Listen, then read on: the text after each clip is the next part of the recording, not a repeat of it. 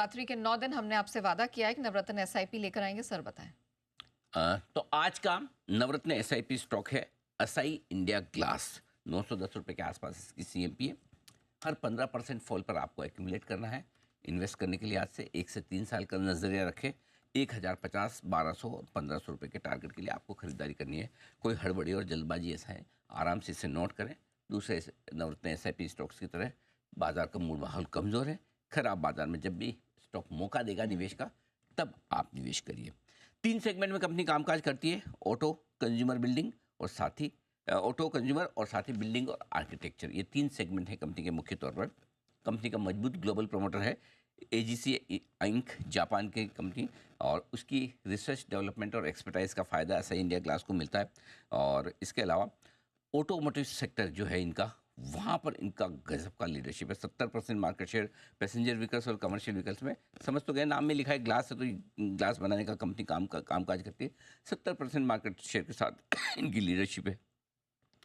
Architectural glass में ये देश की दूसरी सबसे बड़ी प्रोड्यूसर है, वहाँ पर भी अच्छी मार्केट लीडरशिप है।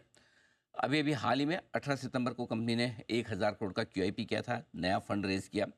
24 से ज़्यादा इंस्टीट्यूशंस, अलग अलग फंड्स ने इसमें पार्टिसिपेट किया।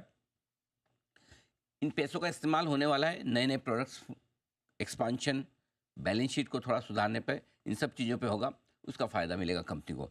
हमारा ये मानना है कि पिछले 5 सालों की जो सालाना ग्रोथ रेवेन्यू की लगभग 12% की रही है, मुनाफे की 18% की रही है, वो काफ़ी दमदार है।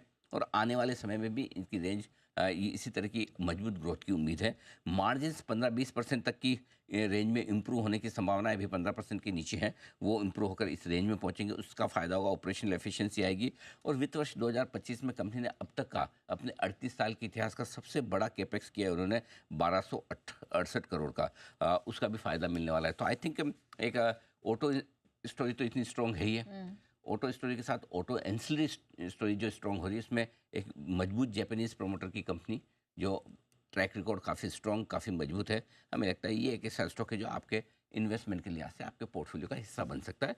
बाजार की कमजोरी के मूल माहौल में इसमें निवेश करने के बारे में सोचें। ऑलराइट।